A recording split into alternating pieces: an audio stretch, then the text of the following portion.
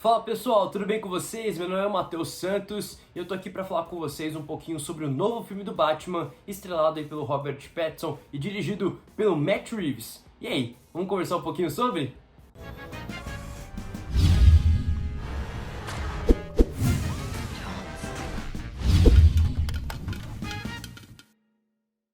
Muito bem, o novo filme do Batman já está entre nós, pessoal, e é incrível, é muito bom.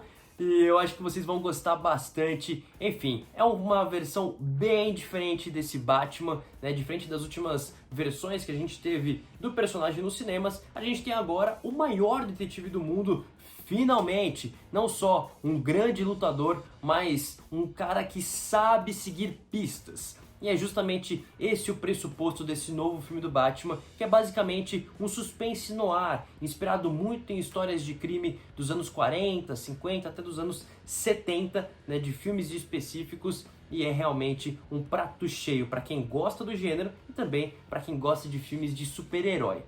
O filme começa apresentando o Batman que já está rondando as ruas de Gotham City há aproximadamente 2 anos. O Matt Reeves é muito eficiente em mostrar como o personagem é enxergado por Gotham City apenas nos primeiros 10 minutos do filme, que são muito bons mesmo. A gente vê que o Batman é uma figura assustadora, é uma lenda urbana e que utiliza o medo como sua maior ferramenta no combate contra o crime.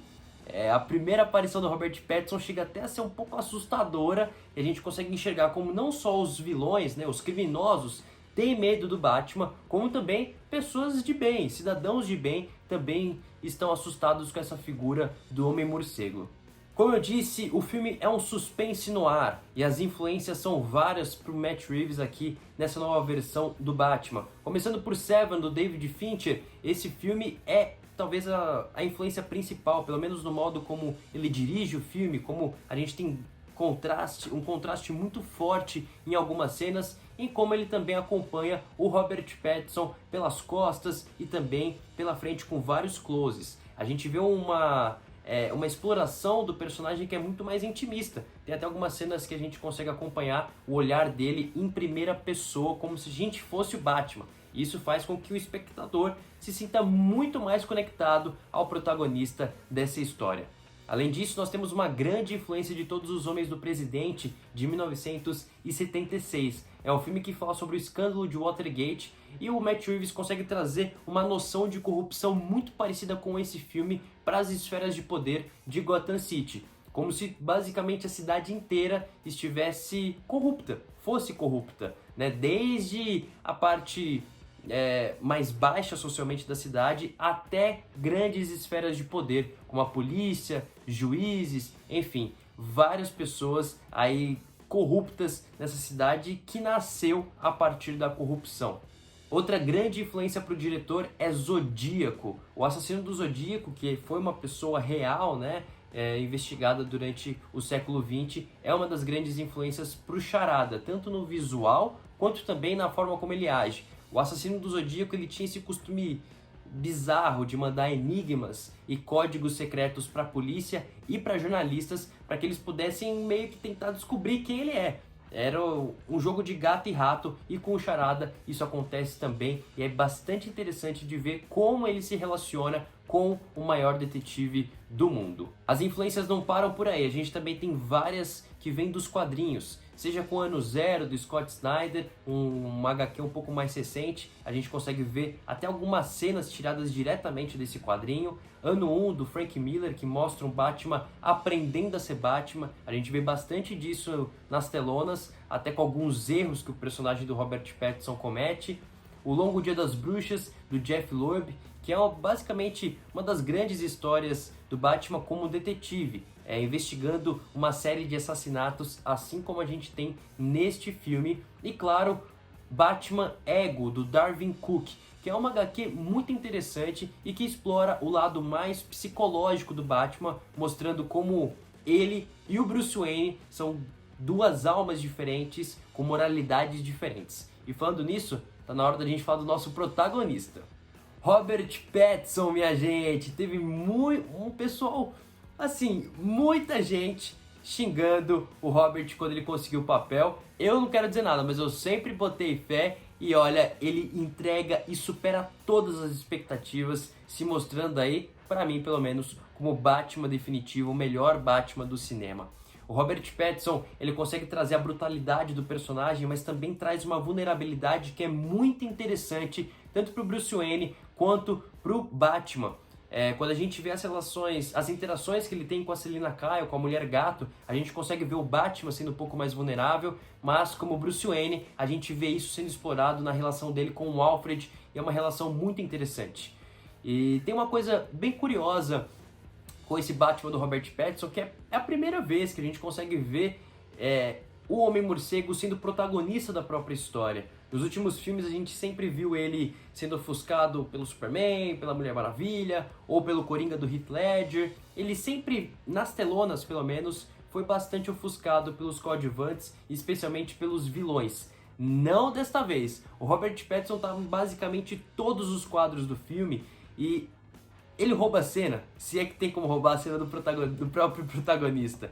Mas ele tá muito bem, ele é um pouco mais lento quando ele tá conversando com as pessoas, falando um pouco sussurrado, como se ele estivesse avaliando tudo que tá ao redor dele. E quando a cena de pancadaria começa, é claro, ele já é mais rapidinho e a gente consegue ver um Batman que é mais fluido, que é mais ágil e, enfim, um Batman que parece mais o Batman dos quadrinhos e também o Batman da série de jogos do Arkham. E o Bruce Wayne, por outro lado, é um Bruce Wayne bem diferente do que a gente tem visto nas últimas versões desse personagem. Em vez do Playboy que a gente já conhece com Christian Bale, com Ben Affleck, a gente tem aqui uma versão muito mais vulnerável do Bruce Wayne.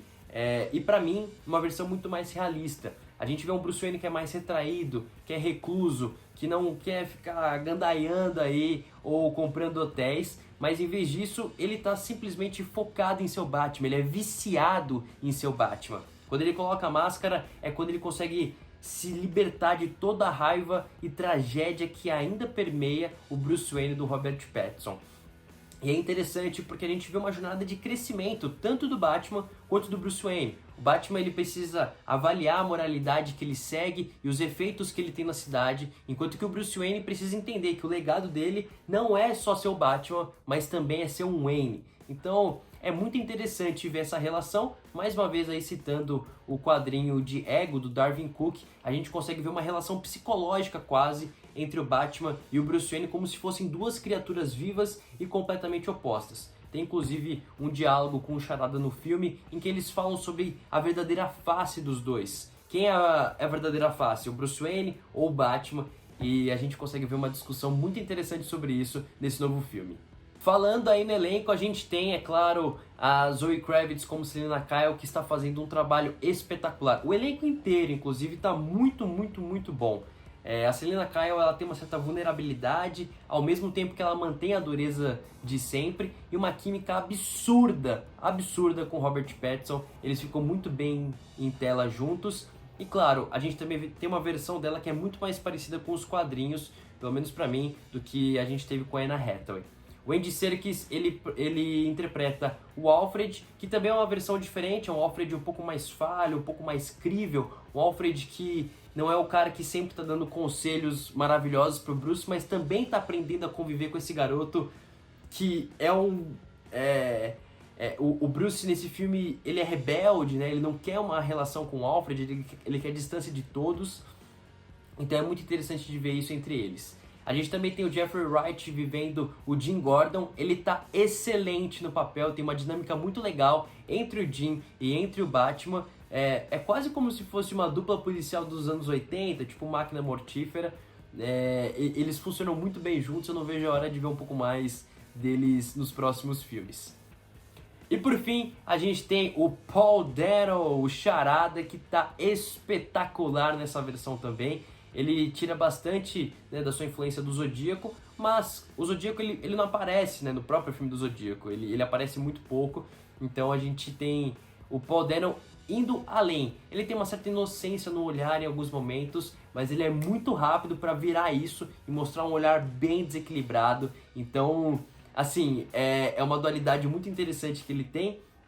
E eu acho que ele é a contraparte perfeita para esse Batman do Robert Pattinson, porque ele leva esse Batman aos limites e também consegue, por mais bizarro que pareça para o protagonista, ele consegue fazer com que o Batman se enxergue no vilão. E aí ele precisa remodelar a moralidade, os limites e o efeito que ele quer ter para a cidade de Gotham City. Então, vejam, é bem interessante. Por fim, a gente tem uma Gotham que é perfeitamente recriada aqui, é uma Gotham que parece viva, como eu disse, uma Gotham corrupta, tão corrupta que parece uma cidade verdadeira, sabe, do nosso mundo real, hoje coberto também por corrupção.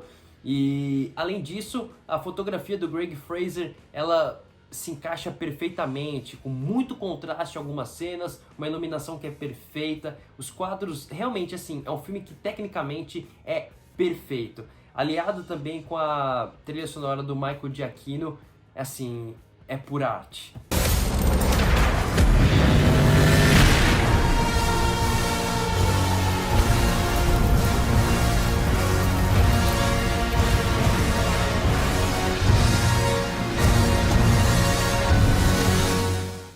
Bom pessoal, é isso aí, o novo filme do Batman já está nos cinemas e pra gente é a versão definitiva do Batman, o melhor filme do Homem-Morcego já feito até hoje, com o Robert Pattinson, que pra mim também é o melhor Batman dos cinemas. O Matt Reeves tem uma visão única desse personagem, é uma visão muito intimista, muito pessoal e que funciona demais. Dá pra ver que é o filme que ele queria fazer, é a história que ele queria contar. A gente finalmente consegue ver o maior detetive do mundo e uma história que aborda o poder autodestrutivo da corrupção, de privilégio e da vingança. E além de tudo é uma jornada de amadurecimento para esse Batman que com certeza vai agradar muito todos vocês por aí. Se puderem, assistam numa tela grande, vale muito a pena. Fechado? É isso aí, não esqueçam de curtir o vídeo, assinar o canal e acompanhar as próximas novidades, porque eu sinto que vocês vão gostar do que tá por vir por aí. É isso, tamo junto, valeu, falou!